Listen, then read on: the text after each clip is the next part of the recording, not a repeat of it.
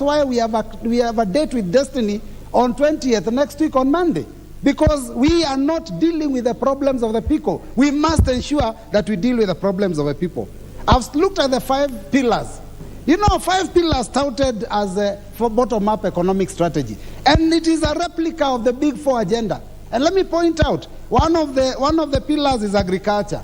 On Big 4, they called it food security. One of the strategies, the other one, is housing and settlement. Big 4, they called it affordable housing. The other strategy is healthcare. Big 4, they called it universal healthcare. There is a point of order from the chair of the committee. Mr. Speaker, I'm wondering, is it in order for the honorable member to eloquently state that this House has the power of the purse, yes, and therefore we can do anything around budget and the economy? He is a member of this House himself, and therefore that responsibility is actually on his shoulders, actually being a leader. The same mouth, Mr. Speaker, within a second, then he says he has a date with Destiny on 20th to seek for the justice of Kenyans again in Maandamano. Mr. Speaker, is it proper for the member to mislead Kenyans? Is he in order, Mr. Speaker? Mr. Speaker, I will ignore and continue. That is the kingpin of Central Kenya speaking. I don't want to answer him. Mr. Speaker, let me just go straight to the second schedule that has all these amounts set out. And I want to go to the one that talks about basic education. In the basic education schedule, you can see that the amount of money that is set aside for basic education, that is primary education and secondary education, which has GSS also, is 19.7 billion for capital expenses. So I'm wondering, how is that enough for us to build classes, labs for art, labs for home science, labs for pre-technical, labs for sciences, labs for ICT? 19.7 billion. Really, Mr. Speaker, I think there is a big problem in JSS. It's not been addressed. I think that's one of the things that I thought this government would at least try and do. So, Mr. Speaker, we will keep talking about it because, you know, on the floor of the House, we have the opportunity to talk. But when it comes to voting, I'm certain that the majority will always have their way. But Kenyans must know that the issue of JSS, if it is not addressed now, it will continue haunting our children, and our children will continue to suffer. Even the teachers. Your time is up, Robert. Honorable members, before I give the next member, there's a corrigendum number 006 of 2023 on the message from the President on the nominee for National Gender and Equality Commission. I'm advised that we inadvertently committed the nominee to the Departmental Committee on Labor. In fact, it should be the Departmental Committee on Social Protection, and therefore it's so ordered. Next member will be the Honorable Joseph Emathe, Turkana Central. Thank you so much, Honorable Chair, for giving me this opportunity and also to give my input on the BPS for 2023-2024. Honorable Chair, I want to congratulate the Chairman for the committee for bringing us to speed on the ceilings, the priorities, performance, and the projections in the BPS. Honorable Chair, I want to thank him so much also for considering that CDF has one of the lowest allocations in this country, knowing that CDF is one of the vehicles of development, actually physical development in this country. Honorable Chair, I also want to thank him so much for... Yes, Honorable. Yes, Honorable Member, what is out of order? Give the Honorable Member the microphone. Mr. Speaker, I would like to know when you ceased being the Speaker and became the Chair. What is the difference? I need to know. I need to be guided. The difference is like day and night. The Speaker is not the chair of this session. He is the Speaker of the House.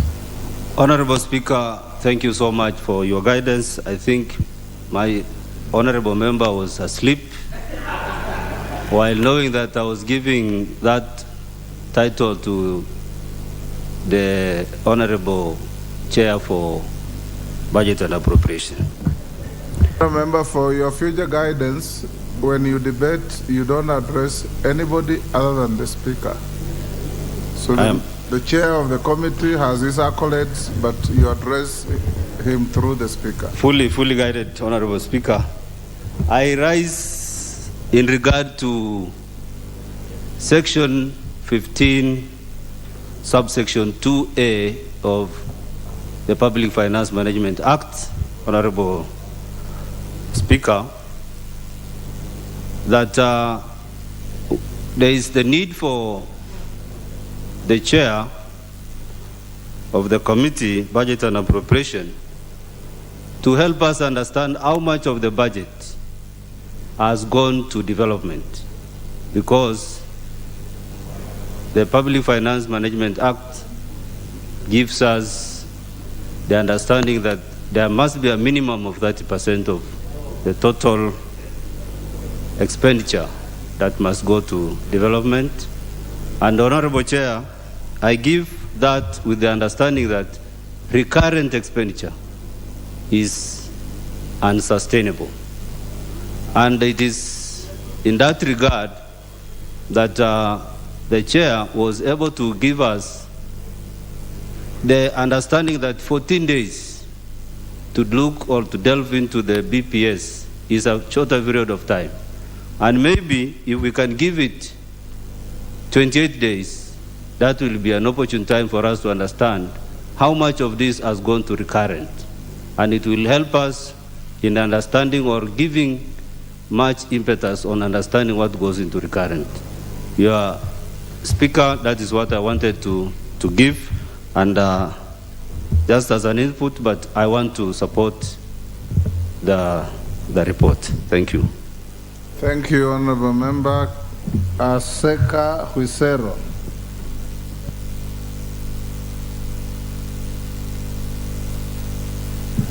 Thank you, Honorable Speaker. Let me also join colleagues in supporting this budget policy statement for the financial year 2023-2024. Mr. Speaker, budget policy statement lays the framework of the government of the day on critical matters, one being the revenue projections, the sharing of revenues between national government and county government, and lastly, how the government intends to grow the economy. Mr. Speaker, let me thank the departmental committees that did input into this report. Thank also the Budget and Appropriation Committee that also burnt midnight oil to ensure that we have this report. Looking at this document, Mr. Speaker, the current administration focuses its energy on 5 pillars. 1, agriculture transformation, where it intends to ensure that production of food is scaled up to fight and to secure the country against food insecurity. In this document says that the government wants to input and to ensure that farm inputs are available to farmers. This government wants, Mr. Speaker, to ensure that markets for these products are available. It wants to do value chain addition on specific items. Mr. Speaker, if you look at the report, they talk about the rice, production of edible oils. They talk about, Mr. Speaker, tea and coffee, to value chain add on these items so that farmers can get value for their money. Mr. Speaker, this document also talks about healthcare, and its focus is also on NHIF to ensure that it is based on households rather than individuals. The document talks about construction of specialized hospitals and equipping them like the cancer centers, just to help Kenyans who are suffering, to reduce their cost of medication from moving from rural areas maybe to seek specialized care in towns. So, Speaker, this document also talks about digital infrastructure. The government wants to automate government services to ensure that these services are under one platform for efficiency and effective service delivery. But doing this, Mr. Speaker, there are challenges that I think the guys who are dealing with these matters must also be aware of. We have erratic weather conditions that, Mr. Speaker, may affect the intent to produce enough food. The meteorological department has given warnings on the erratic weather conditions. Rainfall may not be enough. So as much as we are looking at increasing production, we must also focus more on irrigation so that we ensure that that item is attained. The Speaker, too, there are also issues with depleted foreign exchange, which will affect the economy. This must be addressed to ensure that the stability of our shilling, Mr. Speaker, is guaranteed. Lastly, Mr. Speaker, when you look at the allocations given to basic education, allocations given to CDF, it gives us hope that going forward, transition from 844 to CBC will be seamless. Thank you, Mr. Speaker. The Honorable David Gikaria. Thank you, Honorable Speaker, for giving me this opportunity, and I want to thank you also for my consideration. Honorable Speaker, let me first of all thank the Chair of the Budget Committee for good work that they've done, and true to the fact, Honorable Chair, the budget sometimes I feel for the members. They sit throughout so many hours, of course listening to over 20-something chairs who have been given various times to be able to consider their request. And I want to thank the Chair. When we started with Honorable Ishongwa then last term as the Chair of Budget, but I think equally Honorable Dede Nyoro is equal to the task and is doing a very good work with his team. Honorable Chair, the first thing that the Chair did comment was about the time frames. And it is true, Honorable Chair. For example, I sit in the Environment Committee, and we have never even been able to visit some of the projects that have already been mentioned within the Ministry of Environment, Climate Change, Forestry, and Mining. The other bit is, for example, in mining, we have never.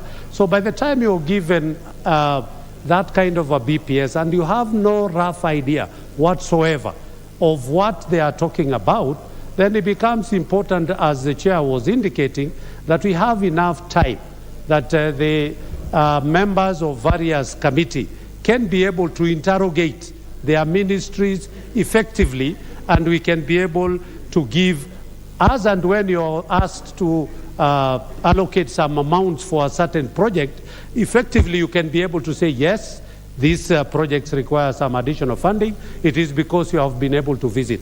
But with the new Parliament, Honorable Chair, and committees being new in their work, and having not visited some of these projects, Honorable Chair, then that is when what the Chair again was talking about, wastage, that much of this money goes to waste because the committee has not had enough. Maybe after a year or two, once the committee is in place, then we can be able to fully interrogate some of these projects that different ministries do indicate and ask for funding.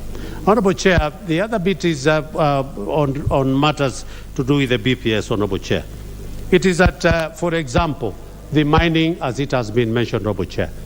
Mining could be the game changer in this country in terms of revenue collection, in terms of employment, in terms of the economic development of this country.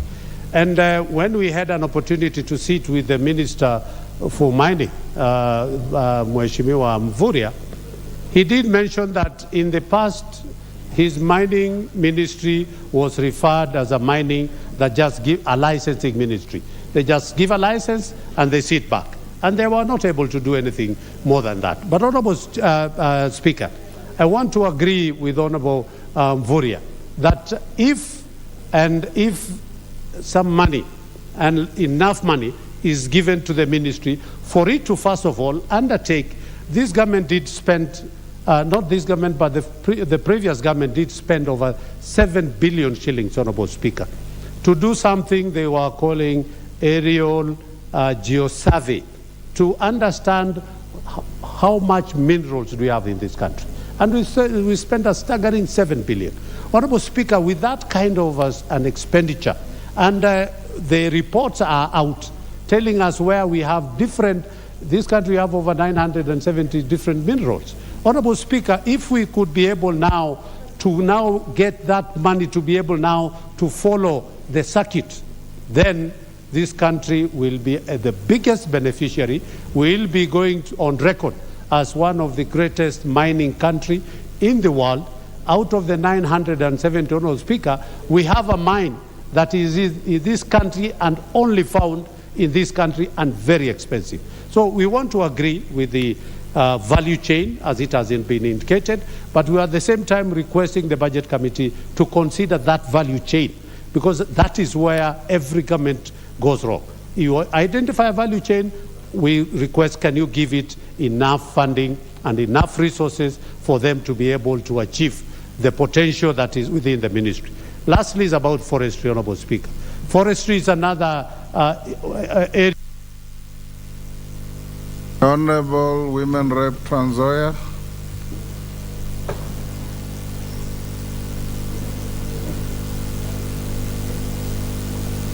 Give her the mic. There you are. Thank you, Mr. Speaker, for giving me this chance to appreciate and also support this report that has been brought by the Committee of Budget. I want to appreciate our President, Mr. Speaker. I felt it could be so bad if we end this without somebody having appreciated the President, especially from this group of women reps, because we've been allocated 1 billion extra, which is very important for us as women reps. As you can see, Mr. Speaker, it has been very difficult for women rep to come back to the House, just because the amount that we've been allocated all along has been very little. So at times when we are doing our projects, it is not, it cannot be seen on ground because what we have is very little. So I want to take this chance to appreciate the President and also appreciate the committee for the work that they have done. Thank you so much, Mr. Speaker. The Honorable Anthony Oluoch. What is out of order, Ruku? Hold on, Honorable Anthony Oluoch. Mr. Speaker, sir, I rise on point on order number 95, that the members are repeating themselves when it comes to the debate. So I think it is high time to call the mover to reply, Mr. Speaker, sir. No. Yes. No. I have given the floor to Anthony Oluoch. Let him finish and I see if I can call the mover. Anthony Oluoch, you have the floor. Thank you, Honorable Speaker, and I want to thank the Budget Committee for coming up with this budget policy statement report. And allow me first to comment on and agree with the Chair of Budget on the question of timelines. As we were engaging with our respective committees, I do agree that the timelines involved in these ought to be expanded from 14 to 28 days. And one of the experiences that we had as a committee looking at our respective departmental committees is that the respective sagas focus too much on the budget ceiling at the expense of policy. And for these reasons, other than the recommendation that we expand the time, I think this committee ought to have gone a step forward and say that we need to unbundle budget policy statements from the budget ceiling so that these issues are considered separately and that they are able to be processed in a manner that allows policy to be determined as policy as the anchor for budget, and that budget ceiling and the crunching of numbers be able to be done also separately. Secondly, I want to agree that the medium-term strategy that was adopted yesterday, I think this House resolved that it ought to be attached with the budget-making process. And I think this is an important thing, and I do recognize that the Budget Committee has given recognition to the fact that the medium-term management strategy ought to be attached to the budget policy statement. Mr. Speaker, I, however, do wish to ask that this committee should have gone a step further and noted that in attaching debt in terms of how debt, public debt is defined, and this is a point that I wished to have raised yesterday, but it is still very germane today. We ought to have gone further and recommended in terms of policy that public debt ought to be reopened in terms of its definition.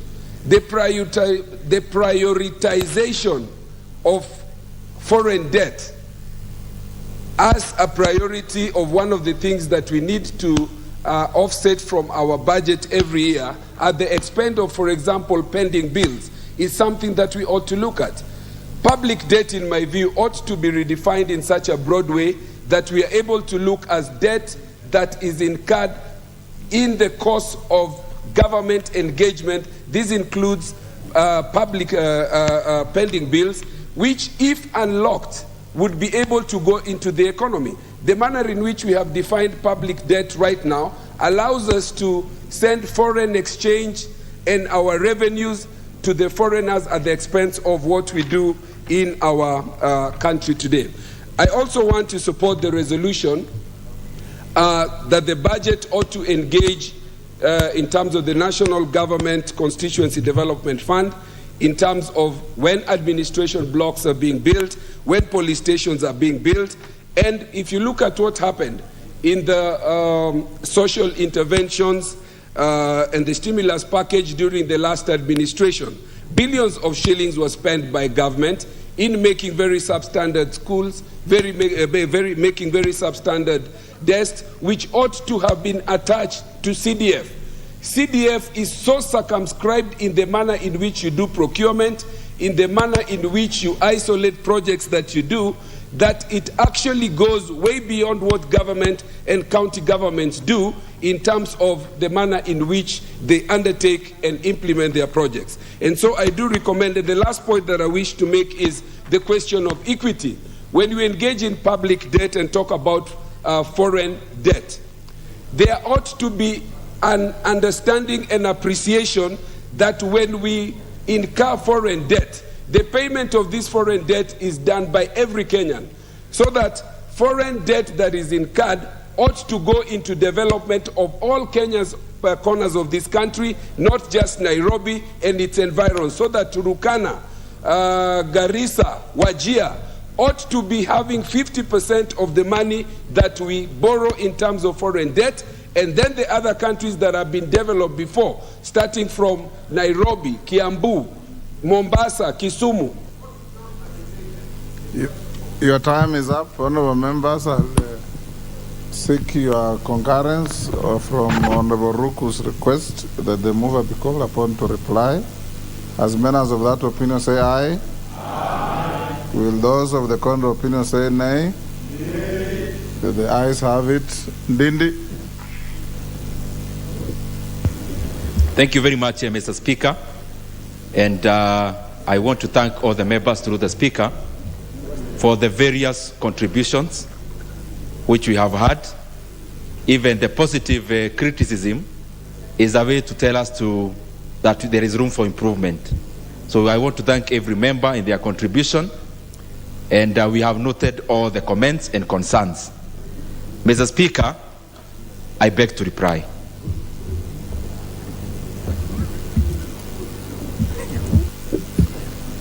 Honorable members, I will now put the question.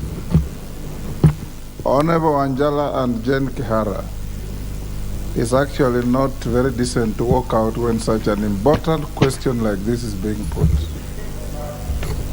Take your seats.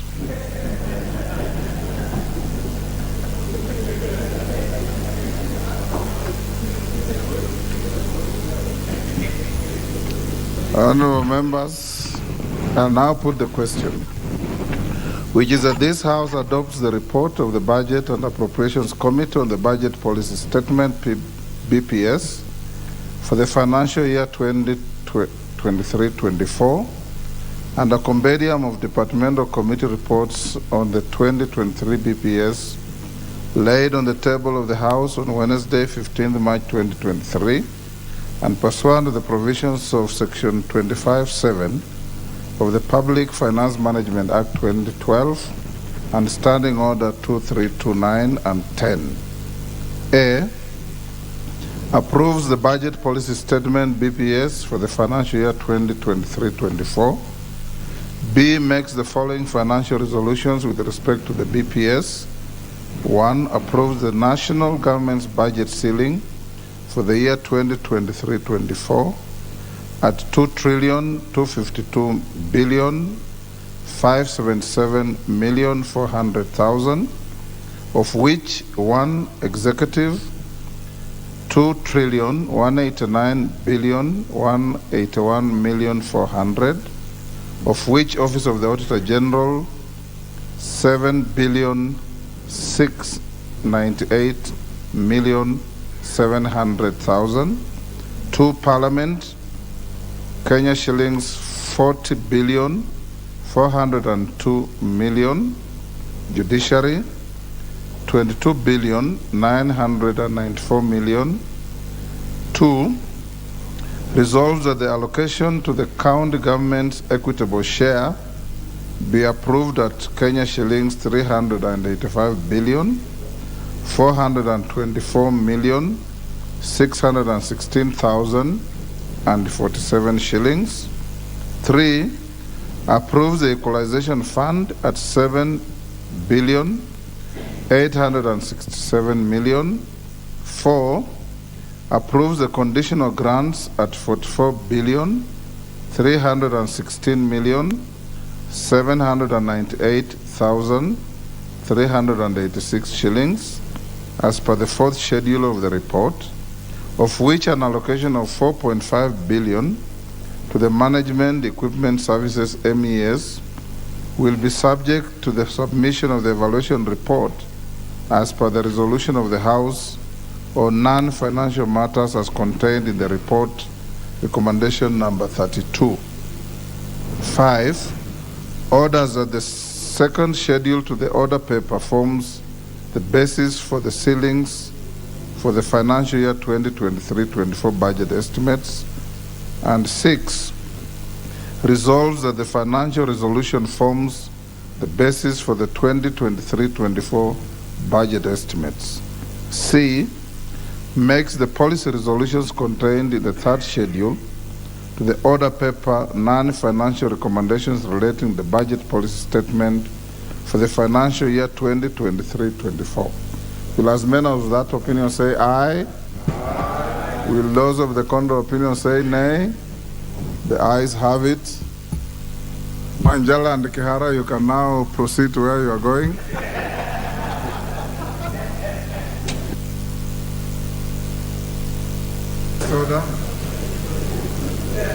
Order number 10, motion, consideration of nominees for appointment as members of the National Climate Change Council.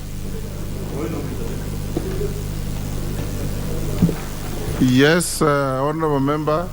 Under what standing order is the order of intervention? I am raising on a point of intervention, Mr. Speaker. Yes. As a matter of concern. Yes. Mr. Speaker, this budget policy statement, among other important motions or programs that come to this House, Mr. Speaker, there has come a routine where members rise to call a mover or a mood of the House, even on an important matter that requires a proper debate. Because of members who do not come to this House. Some of us are loyal, we come to this House, we want to debate, we are cut short, Mr. Speaker, unless we respect such kind of things so that we have time to discuss this matter as a country, so that we want to build us, those of us who are new, so that we become great debaters, than cutting us short on the mood of the House, let's call the mover, this kind of things, shenanigans, Mr. Speaker, will actually limit our faculties and the programs that we think that we need to put in this House, Mr. Speaker. We require guidance going forward, Mr. Speaker, on these matters. Honorable Joseph, nobody will curtail the growth of your faculties.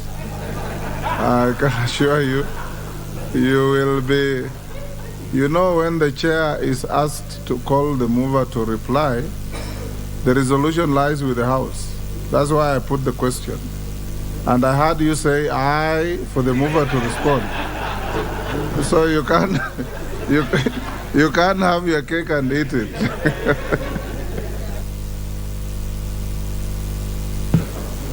Have you called the next order?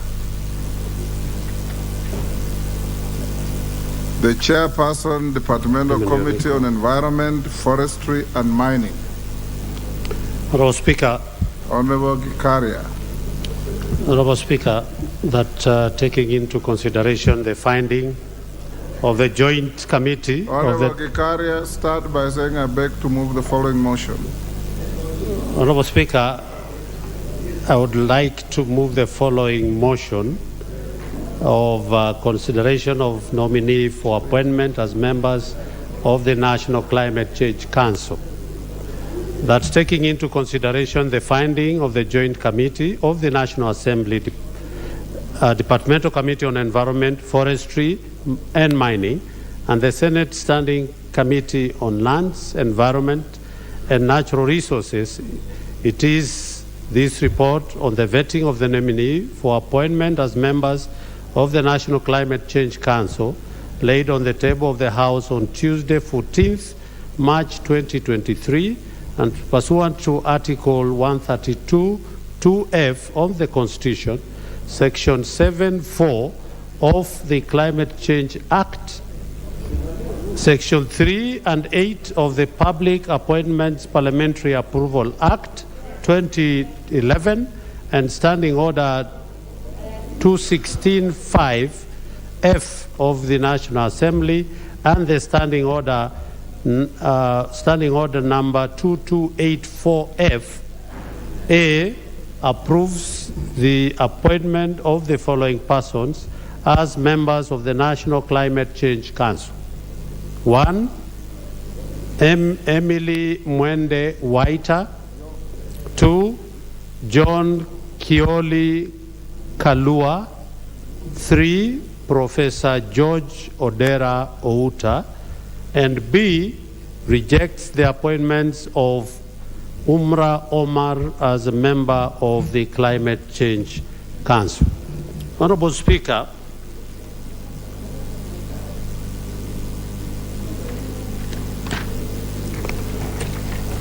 Honorable Speaker, on Tuesday the 14th, as indicated, 2023, you issued a communication from His Excellency the President regarding the nominee as I have read.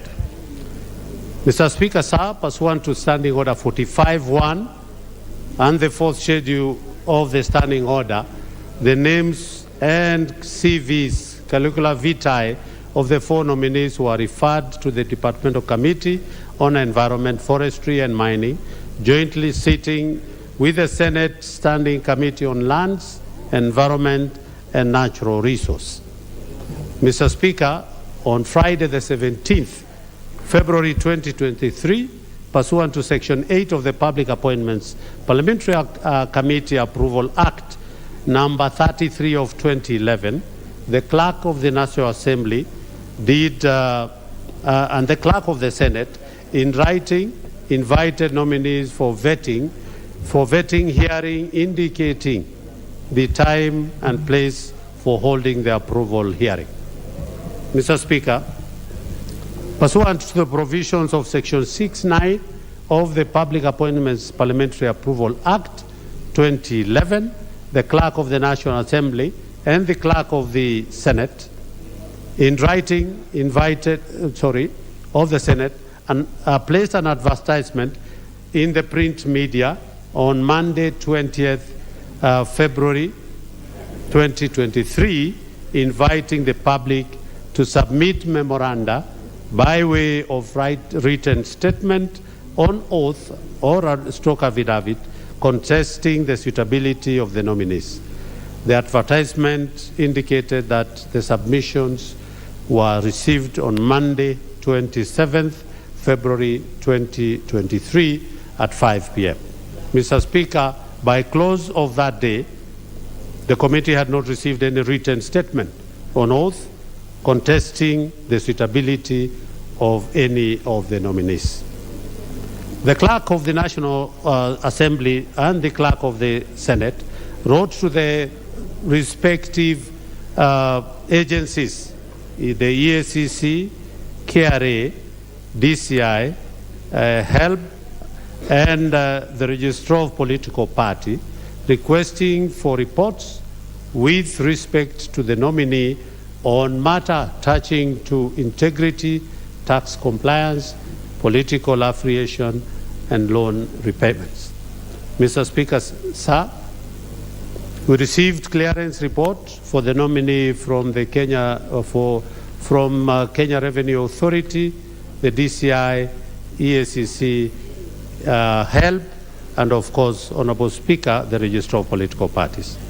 Mr. Speaker, sir, the National Assembly Departmental Committee on Environment, Forestry and Mining, jointly sitting with the Senate Standing Committee on Lands, Environment and Natural Resource, conducted approval hearing on Tuesday, 7th March 2023. The nominee were vetted in accordance with the provisions of the Constitution, the Public Appointments Parliamentary Approval Act 2011, and the National Assembly Standing Orders on their suitability or otherwise for appointment as members of the National Climate Change Council. Pursuant to Section 7 of the Public Appointments Committee Approval Act 2011 and Section 7.1 of the Climate Change Act number 11 of 2016, the committee considered various issues during the approval hearing. First, the Joint Committee considered the procedure used to arrive at the nominee. The Joint Committee observed that pursuant to Section 7.2 F, G, H, and I of the Climate Change Act 2016, the President is required to nominate a person for appointment to the National Climate Change Council if that person has expertise and experience in matters of climate change, economic, finance, law, enforcement, and public administration. As a citizen, is a citizen of Kenya, fulfills the requirement of Chapter 6 of the Constitution, and has at least 10 years' experience in the relevant field. Additionally, Honorable Speaker, the Joint Committee observed that the 4 persons nominated must be representatives of a private sector nominated by a body representing the largest number of institutions in the private sector. B, the civil society nominated by the most representative registered National Umbrella Association of Civil Societies working on climate change. C, marginalized community within the meaning of Article 260 of the Constitution who has knowledge and experience in matters relating to indigenous knowledge. And lastly, D, the academia nominated by the Commission of University Education. Mr. Speaker, the Joint Committee, in determining the suitability of the nominee, took into consideration the provisions of leadership and integrity as outlined under Chapter 6 of the Constitution. Further, the committee observed that the suitability of the nominee should be evaluated holistically, taking into account their academic credentials, professional training, experience, background, and personal qualities, as well as the performance of the nominee during the approval hearing, which is very key, Honorable Speaker. The National Assembly Department Committee on Environment, Forestry and Mining, jointly with the Sitting Committee on Senate, Lands, Environment and Natural Resource, having vetted the nominee, made the following general observation. that in accordance with Article 78(1) of the Constitution and Section 7(2) of the Climate Change Act 2016, the nominees are Kenya citizens. 2, that the nominees satisfy the statutory requirements on leadership and integrity, having been cleared by the Directorate of Criminal Investigation, KRA, on tax compliance and the Higher Education Loans Board. 3, the nominees satisfy the requirement of Chapter 6 of the Constitution on leadership and integrity. 4, that the nominee have never been convicted in a court of law for criminal offences in the past 3 years. 5, as stipulated in Article 75(1) of the Constitution, the nominee have no potential conflict of interest. 6, that the nominee do not hold offices in any political party, hence satisfy a requirement of Article 77(2) of the Constitution, in exception, Honourable Speaker, of one nominee, Umra Omar, who, as at the time, was a member of the Safina party, and he had the production of the indicating that she was a member of that. 7, the nominee has never been dismissed from office under Article 75 of the Constitution for contravening Article 75(1), conflict of interest, 76, financial probity, 77, restriction of state officers, 78(2), dual citizenship of the Constitution, and lastly, Honourable Speaker, that the nominee were nominated in accordance with Section 7(2), F, G, H, and I of the Climate Change Act number 11 of 2016. Mr. Speaker, sir, the 3 nominees, Amy Mwende Waita, John Kioli Kalua, and Professor George Odera Outa, demonstrated knowledge on topical issues, technical and administrative issues touching on climate change, and have the requisite abilities, qualifications, and experience to serve as members of the National Climate Change Council. However, Mr. Speaker, sir, Umra Omar did not demonstrate knowledge on tropical issues, technical and administrative issues, touching on the indigenous knowledge, contrary to Section 7(2)H of the Climate Change Act 2016. Consequently, the nominee lacks the requisite abilities and experience to serve as representative of the marginalized community of the National Climate Change Council. Lastly, Honourable Speaker, is that I urge members to read comprehensively the Joint Committee report of the National Assembly Parliamentary Committee on Environment, Forestry and Mining, and the Senate Standing Committee on Lands, Environment and Natural Resources in order to fully appreciate and enrich the debate. I further urge members to adopt the recommendations and of the committee as contained in the report. Honourable Speaker, just to highlight is that it is a joint committee between us and the Senate. The Senate will be discussing the same in the plenary on this matter, Honourable Speaker. And it is true that when the 4 nominees did appear before us, each was given an ample time, 2 hours. We were there from 8 all the way to around 7, actually 8 in the night. And Honourable Speaker, as indicated to that fact, is that all the 3 nominees, that is Amy Mwende Waita, Mr. John Kioli, and Professor George Odera did demonstrate knowledge of the climate change. And Honorable Speaker, climate change is seen as if it is not being, it is actually the world, currently, it is trending all over the world.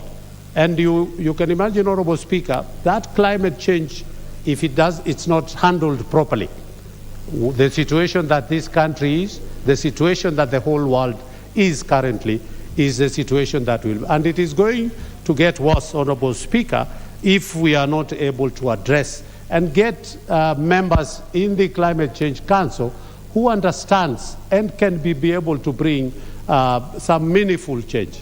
And the three actually did tell us that actually climate change occurrences are man-made. It is the human that affects the environment. It is us who are destroying our environment to a point that these days you cannot be able to predict anything about the climate. And they told us that if it is not addressed properly, Honorable Speaker, particularly the emissions by the industrialized countries and the big countries that we always talk about, then we will end up suffering, Honorable Speaker. And one of the issues that this country has excelled again very well, it is on matter of carbon credit. Honorable Speaker, we have planted so much trees. And that tree, it is the recipient of the emissions, as they also give out oxygen, Honorable Speaker. And being a recipient of the emissions by the industrialized world, then we are supposed, as a country, to be actually in Africa, we are the biggest earners, or second biggest after Congo, because of the trees and the vegetation that we have. But the government does not benefit at all, because we have two options where we have the government can be able to be the biggest earners of the carbon credit, but at the moment, Honorable Speaker, we don't earn anything because that has been taken by individuals. And of course it is acceptable. Individuals could be able to encourage communities to be able to plant more trees so that they can be able to be earners of that carbon credit. But also the government needs to play a bigger role in earning the whatever is received from the carbon credit, so that it can be able to reinvest the same amount into checking the climate and of course handling some of the environmental issues that are happening in this country. Honorable Speaker, the forests, and we were pleased because some of these nominees, when we did put across some of the questions, like for example, we did put a question about the 15 billion trees, and he said yes. Professor Odera said very well, but at the same time, he did advise that please, as Parliament, be informed by science. Let us not just be making decisions here based on our hearts and our heads. We should allow science also to guide us in our decision making. And one of the issues that he did speak to, which was saying it's a good idea to have 15 billion trees, but do you know by planting 15 billion trees, then it means you have already covered half of your country. Again now, where will you be taking your people? That is a question that we need to ask. Secondly, he said, assuming at any one time we have attained our 15 billion trees coverage that we ambitiously want to achieve, all of a sudden, and as we are talking now, Honorable Speaker, almost half of our forest has been destroyed because of the forest fires. And these forest fires are not, they are started by the same human beings. Again, we will become the biggest emitters of the same thing that we are trying to avoid. Again, he was telling us we must, as we plant the 15 billion trees, we must put enough measures to be able to address, in case of forest fires, what is going to happen and what are you going to, so that we can be. Honorable Speaker, the President is the chair of the Climate Change Council. His deputy is his deputy chair. So you can imagine how that important is. And that is why one of the nominees did not prove to us that he they could be able to go along in that direction. With those, Honourable Speaker, I beg, Honourable Speaker, with those few remarks, I beg to move and call upon Honourable my Vice Chair, Charles Kamuren, to second. Charles Cameron, Honourable Charles Cameron, proceed. Thank you, Mr. Speaker. I stand to second this motion. Mr. Speaker, has been said very well, as it has been said very well by my chair, that climate change is serious and is affecting us. What is going on in entire Republic? The banditry. Order, Honourable Lachi. Who are you consulting? Order, Honourable Member. Honourable Lachi, who are you consulting loudly there? Please, you may proceed. Thank you, Chair. Thank you, Speaker. I was saying, Honourable Speaker, that the challenges that we are facing in this country at the moment, it is as a result of climate change. And I want to thank the members of this House for what they did in the year 2016 by coming up with this Act of Climate Change Act 2016, which has established this council so that we can see how we can mitigate the challenges of climate change.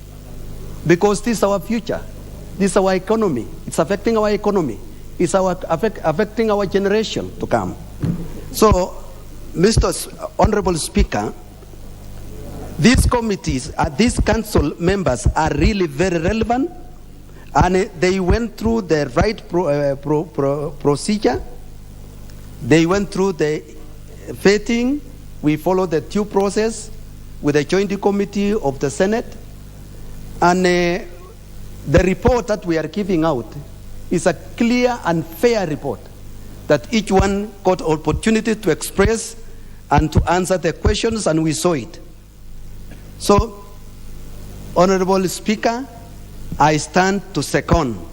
Thank you.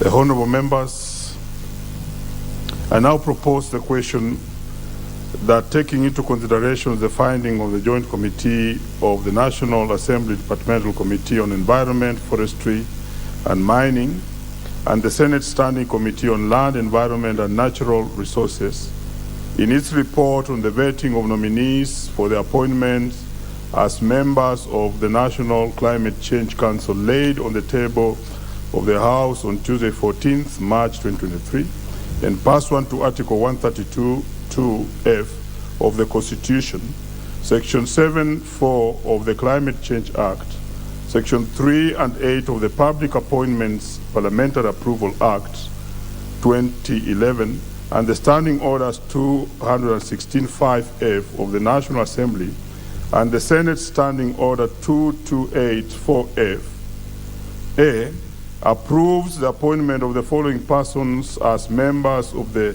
National Climate Change Council. 1, Ms. Emily Mwende Waita. 2, Mr. John Kioli Kalua. And 3, Professor George Odera Outa. B, rejects the appointment of Ms. Umra Omar as a member of the National Climate Change Council.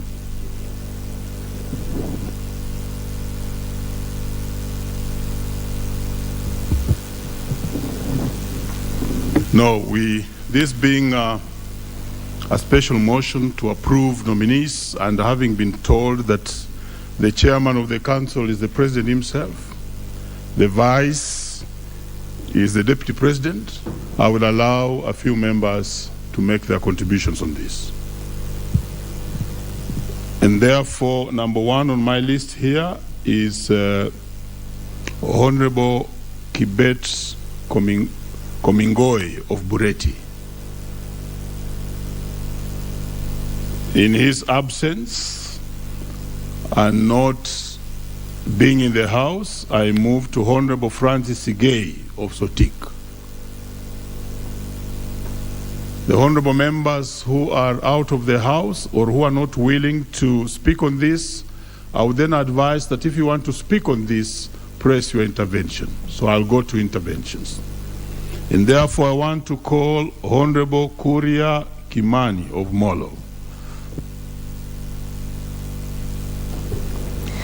Asante sana Mstahiki Spika kwa kunipa muda huu wa kuchangia ripoti hii ambayo imeandaliwa vilivyo na rafiki yangu na mbunge wa kaunti yetu ya Nakuru, Mheshimiwa Gikaria.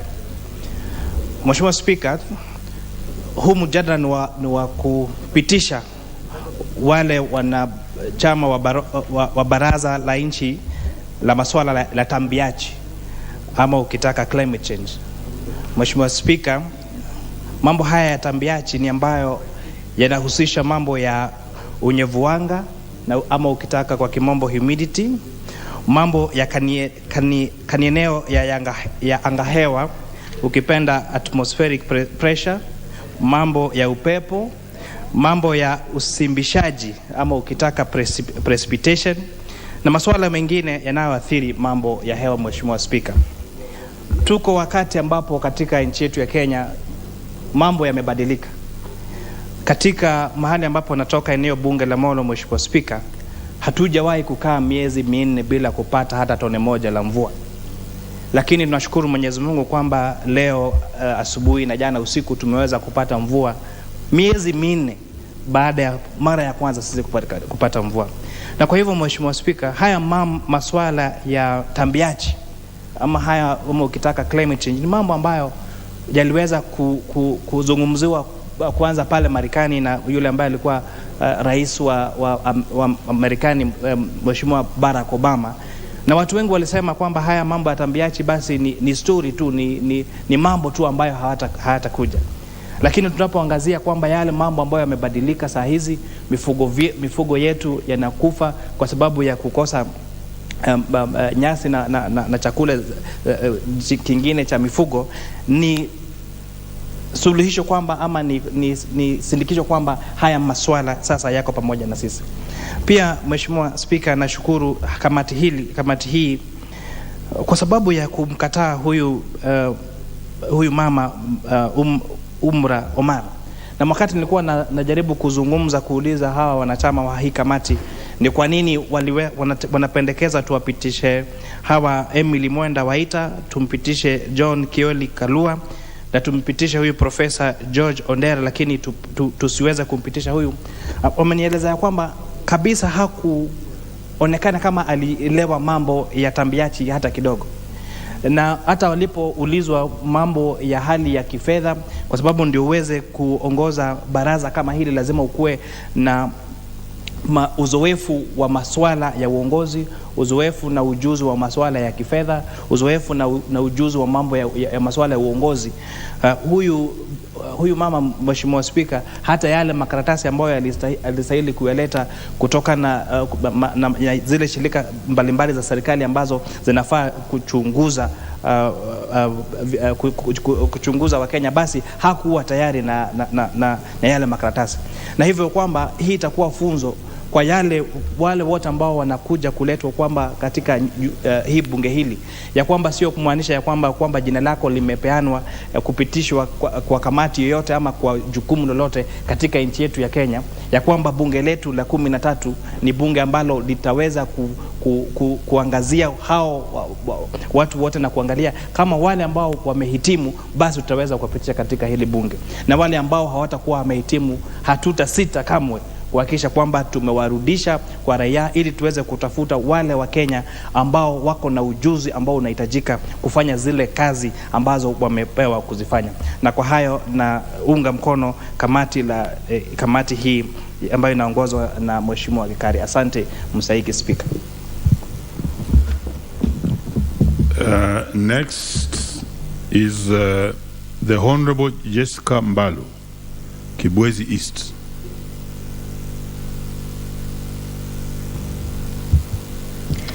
Thank you, Mr. Speaker, for the opportunity. Mr. Speaker, I rise to support the report of the Joint Committee on the National Assembly, that is the Departmental Committee on Environment, Forestry and Mining, in the Senate Standing Committee on Land, Environment and the Natural Resources. Mr. Speaker, on onset, I must say that I am a member of the National Assembly Committee on the same and a member of the Joint Committee. I want to appreciate and thank my chairperson, the Honorable Gikaria, for the moving of the approval report of the nominees that was sent to us. Mr. Speaker, he has highlighted every procedure according to our standing order and the requirement. And Mr. Speaker, I must say the recommendations are the recommendations of the committee. Mr. Speaker, I will start from being a lady. I am a member of parliament as a woman from Kibwezi's constituency, serving my third term. Mr. Speaker, we really failed for one Madam Umra Omar, whom my chairperson really described on the issues why she was not able to be picked. I really cried for her to be given a chance, Mr. Speaker. But the demonstration that she gave to us is that she did not understand very well on the issue of climate change. And Mr. Speaker, also she lacked interest on the subject matter. We tried to persuade that she's given time to put her things in place. Mr. Speaker, being a woman, it's not easy. Maybe she had issues of cooking for the babies and also serving issues of the family. But however, being a woman does not mean that you don't take your work serious. Mr. Speaker, Mr. John Kioli did very well. Presentation of papers, as the chair has said, is seemed, and he also demonstrated in the interviews and also when we were interviewing them, of course, that he understands the issues of climate change. And as you know, how the climate change is affecting our country and our whole continent. Mr. Speaker, also one lady who did also very well, and I was happy, is a Miss Emily Mwende Waita. She really demonstrated through her experience, through even communication and answering of questions to the committee, and we were all satisfied. Mr. Speaker, I want to say on the conclusion that it was unanimous agreed by all the members of the Joint Committee, that is the National Assembly and the Senate, which is a committee that was chaired by both chairs and all the members, that we approve the three, and either, I don't know, we have given another member that is to replace, or maybe we allow, of course, that is not a recommendation, that is my feeling now. We also allow the, being a woman, the Miss Umra Omar, now that we are working on the truth and gender principle, to, come back again for the interview. And I request, because I know the chair is here and I know the appointee, the bodies that are appointing, because we needed 4, the other one to be appointed to be a lady. Mr. Speaker, on the issue of the work that is needed on the climate change, the Council, it is going to give us a lot of answers to questions. In fact, some of the questions is how are we prepared as a country to ensure that we can be within, or we can ensure that our people are not affected adversely by the climate change. And so these 4 council members are very important members who needed the necessary qualifications. And so I want to be on record, I also being a lady, it was unanimous agreed by all the members that the 3 members that have been said by, that is Emily Mwende Waita, Mr. John Kioli, and Mr. George Odera Outa be approved, and Ms. Umra Omar not approved. I feel for her. And I also had ladies in our next meetings, and when we are called, let us get our matters very serious. The Honorable Ndindi Nyoro.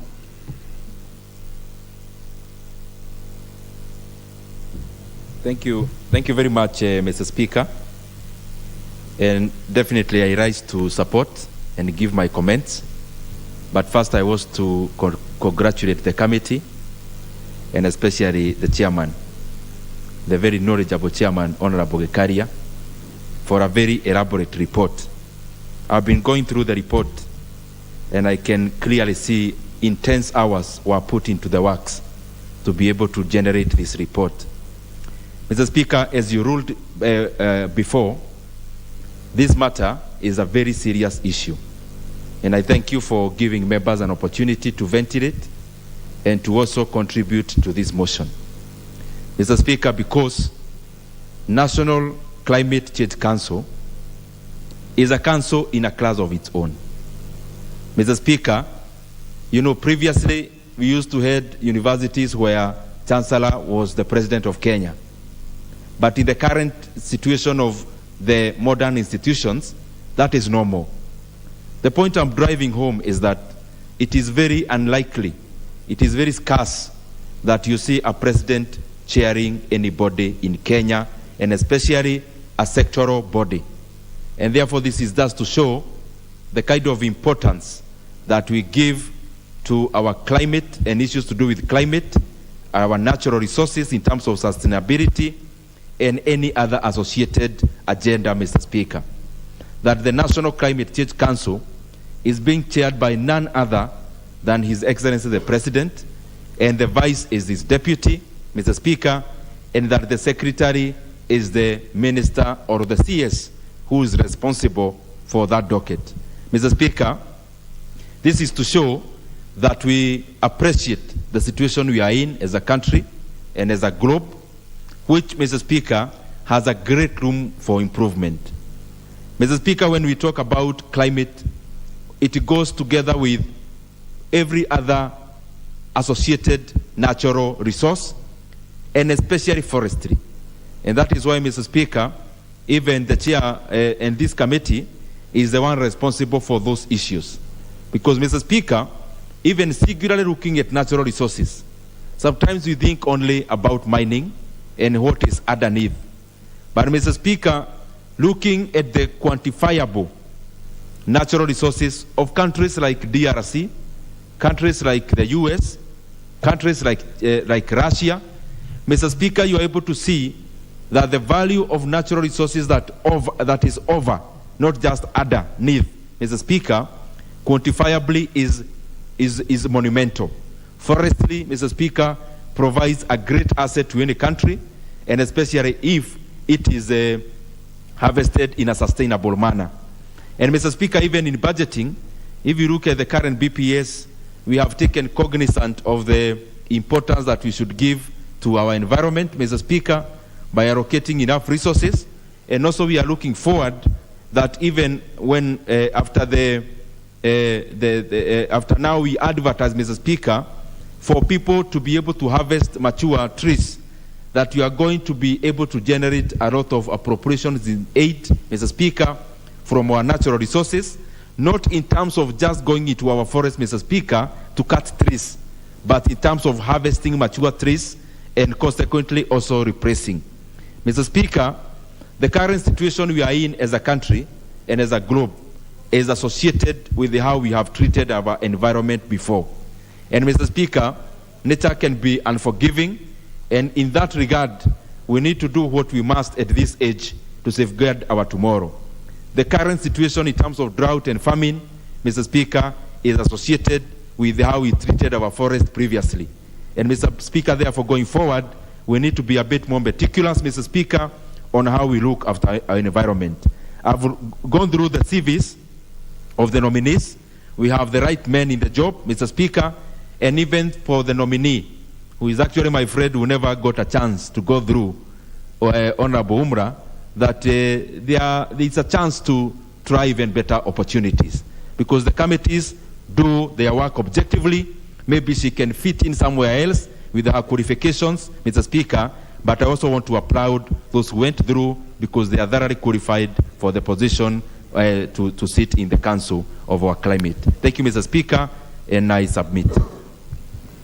The Honorable Joseph Emathe. Turkana Central.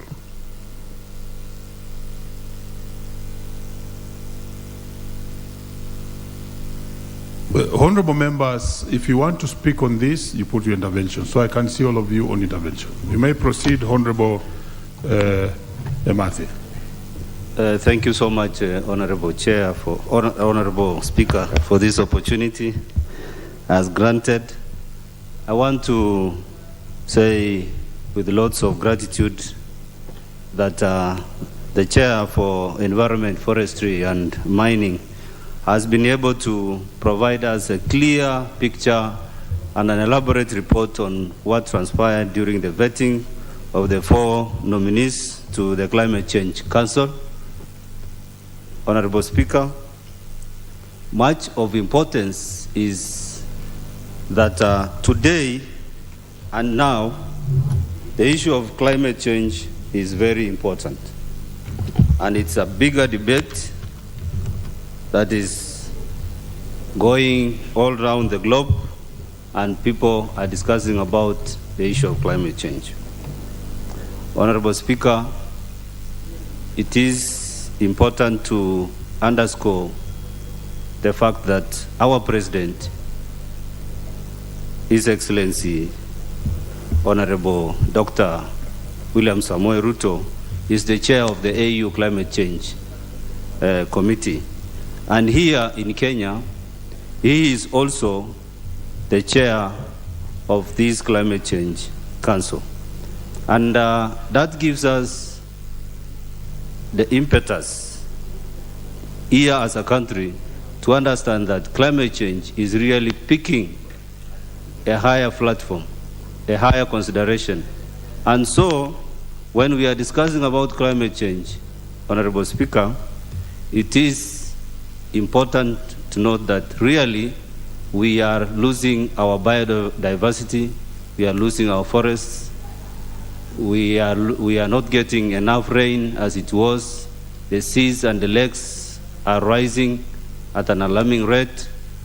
And Honorable Chair, Honorable Speaker, it is important also to consider the fact that all over across government, the powers and the functions need to be integrated or mainstreamed for us to be able to achieve on this.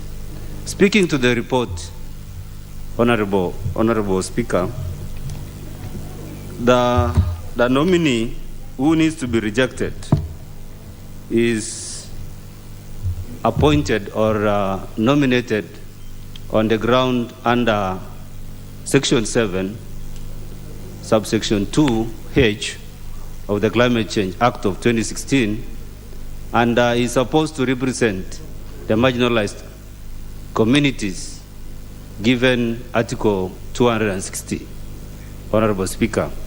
And this shall remain. And I will also recommend that we get another lady who is conversant with this indigenous knowledge that is required as per the Act, and that the name is again brought of another lady who will be able to provide us with that requirement of indigenous knowledge. Honorable Speaker, this is a council that will attract a lot of funding. It is a council that will monitor, discuss, operationalize on the Climate Change Fund. This is, again, a council that will help us alleviate conditions of climate change, and it's also a council that will help us be able to integrate, operationalize, and be able to weigh on the effects of climate change as at now. And therefore, Honorable Speaker, it is important that we take it seriously, and I want to thank those who have already been approved, and that, Honorable Speaker, I submit and I support.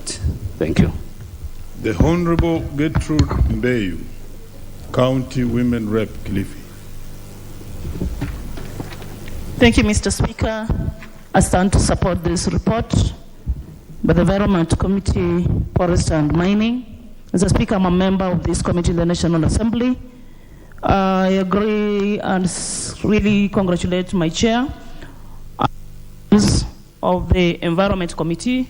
Mr. Speaker, with all the time they used, Mr. Speaker, I want it understood that the members of the National Assembly and so are the Senate and the committees are not members to rubber stamp.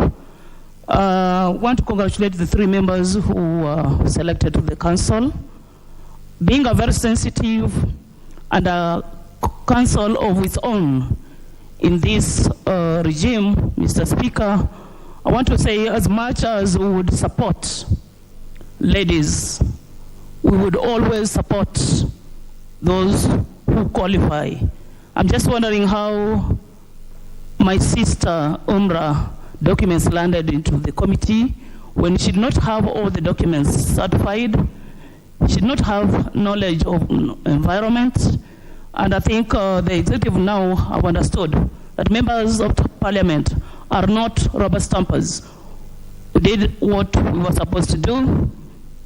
Selected the ones who are qualified, had the qualifications and the technical know-how, the skills on matters environment. Thank you, Mr. Speaker. Very well. The Honorable Ngongoyo Onesimus.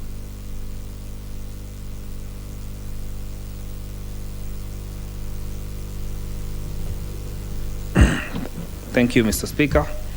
I rise, Mr. Speaker, also as a member of this committee. And I begin by thanking the able chair, together with the team, that we went ahead to do the vetting of these particular individuals. And chair, from the onset, I must say that, like one member mentioned, the Climate Council is equivalent to the Security Council.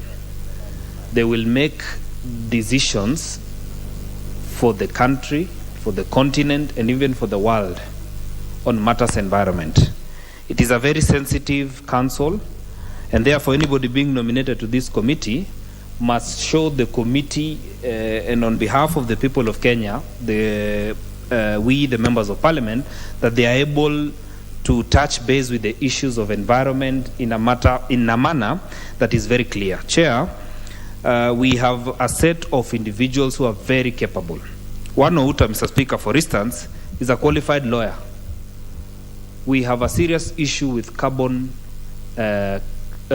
credit in Kenya, where we've had faulty agreements with different entities, so that, Mr. Speaker, you find that the locals are not benefiting. We had the issue recently, Mr. Speaker, in Kilifi, on the issue of the baobab trees. Mr. Speaker, the Environment Council will come a long way to assisting the community to come up with agreements that will benefit the community. Mr. Speaker, this council that is headed by the President will be very key in ratifying decisions going forward on matters environment, reviewing decisions that have been made, Mr. Speaker, and making other decisions that will go forth to help this country on the issues of environment. Mr. Speaker, there are serious plans with the Kenya Kwanza government on the issue of planting trees, and not only planting, adapting trees, Mr. Speaker, raising funds with other development partners. Therefore, Mr. Speaker, these are very key people to moving forward the country on matters environment. On the unfortunate part, Mr. Speaker, of the one candidate that has been rejected, the committee is very clear that this candidate, Mr. Speaker, did not satisfy some of the requirements of the law. This is a state office, being a council member. The member was still a member of a political party. Therefore, they disqualified themselves by being a member of a political party at a time when they have been nominated, Mr. Speaker, to hold on to a state office. Mr. Speaker, you must also show that you have knowledge on the position that you have been nominated. The Public Parliamentary Approval Act, Mr. Speaker, gives the basics of about 32 issues, Mr. Speaker, that you have to look into. Mr. Speaker, even on the issues of personal wealth declaration are issues that you must come. You must show your net worth, Mr. Speaker. When you cannot show clearly what you're worth, Mr. Speaker, and you're coming into a state office, then you limit the committee to be able to interrogate you in the right manner. But Mr. Speaker, as I finish this, I must say the committee did a perfect job in the short time. And Mr. Speaker, we scrutinize these individuals in many diverse ways, and I'm very happy to be part of the people who are saying yes to individuals who will go and make decisions on behalf of our country on matters environment, which are very, very key. Mr. Speaker, with those very many remarks, I wish to support the report of the committee and urge honorable members, let us approve these individuals so that they may kick off the good work of putting the country back to shape, the continent back to shape, and the country back to shape on making decisions that are environment friendly and that look at the future of our generation. With those very many remarks, Mr. Speaker, I support the report of our Committee on Environment. Thank you very much, Mr. Speaker. Well spoken. The Honorable Geoffrey Ruku, Beare North.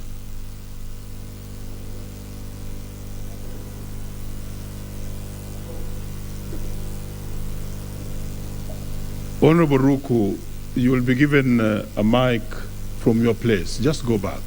There's no crisis in the House. Please give Honorable Ruku a mic. Very well. Proceed. Thank you, Mr. Speaker. You know, I'm a bit tall, so it's good for me to be using this mic here. I rise to put my word on Climate Change Council nominations. And Mr. Speaker, the Council is well cut for the job ahead of them. Because for those who have been in the field of climate change, in terms of project development in this country, many project developers, Mr. Speaker, on climate change projects have been taken advantage of by international community or by investors who come in this country in the name of investing in climate change projects so that they can sell carbon credits to different companies in Europe and in also America. Mr. Speaker, we see this council is the chairman of the council is the head of the state or the president of the Republic of Kenya. That means it's an extremely serious council, and it measures to the gravity of the issues to do with climate change.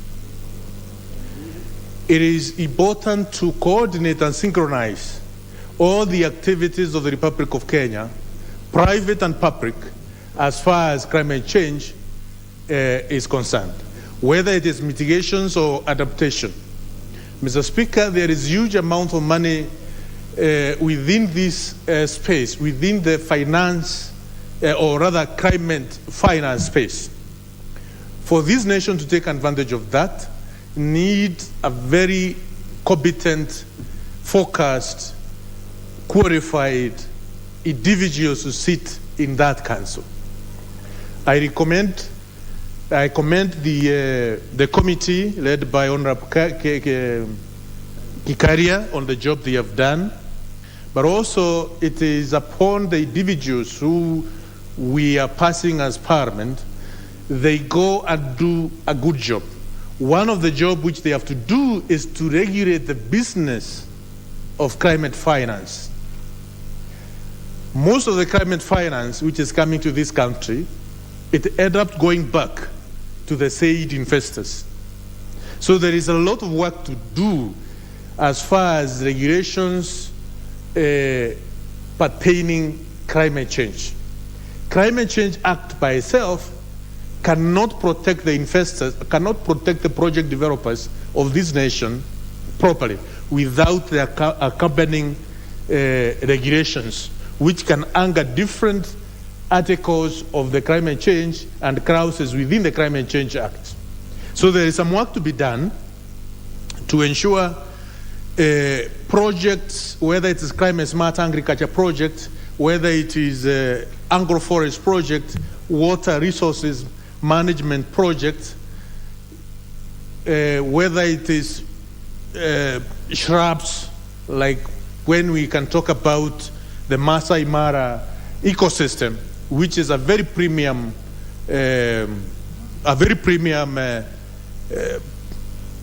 resource which we have in this country, and which this nation is not fully taking care of, as far as climate change is concerned. So, Mr. Speaker, I rise to support the nominees, but also give a broad view that there is too much work which needs to be done to take full advantage of climate finance as far as this country is concerned. Thank you, Mr. Speaker. The Honorable Beatrice Kimei, Kericho County Women Representative.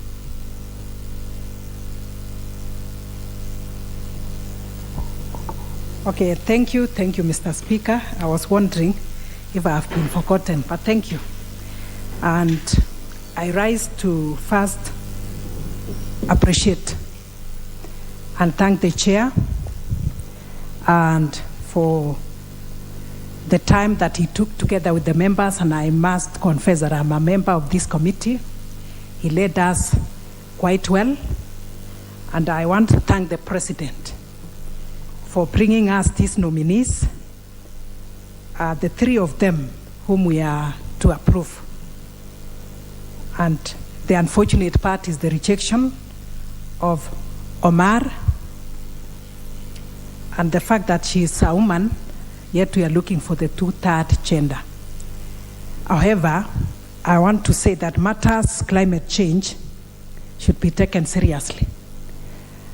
And for this, climate change is already a very urgent threat to millions of lives, and that is why we have to take it seriously.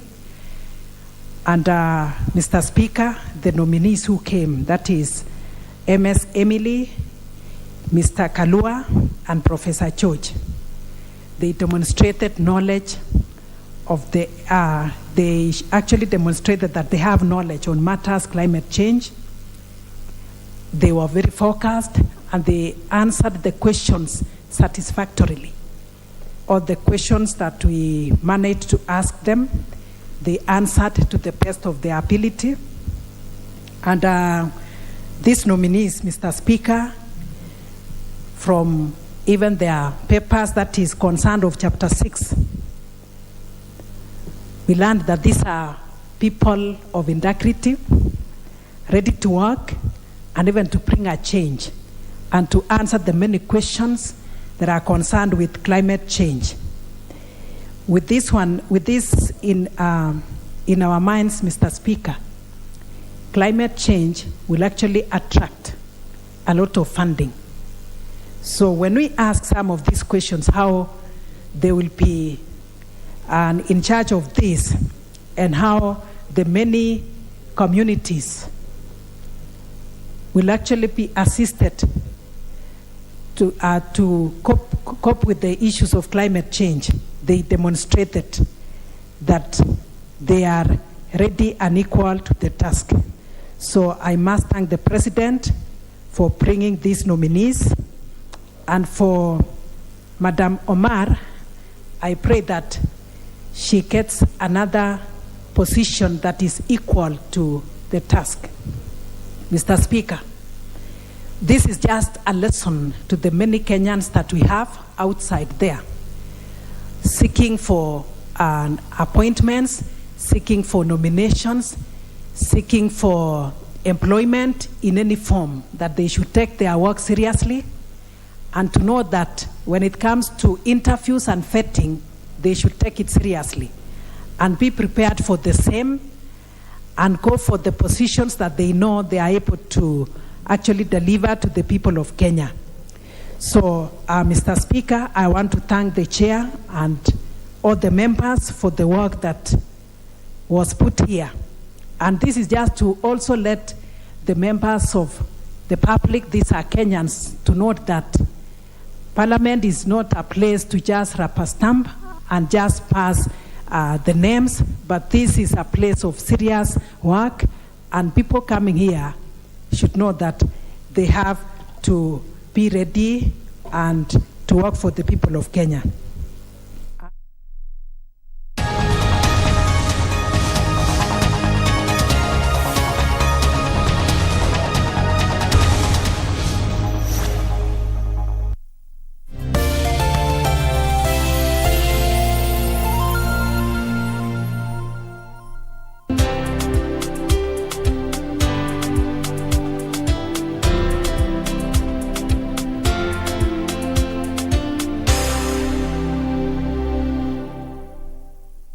Kupata Mtumaini Mungu kama sikiza tune yako, bonyeza *811 *815 #. Mtumaini Mwenyezi Mungu kwa moyo wako wote, wala usitegemee akili zako mwenyewe. Umtambue Mungu katika kila ufanyalo, naye atazinyosha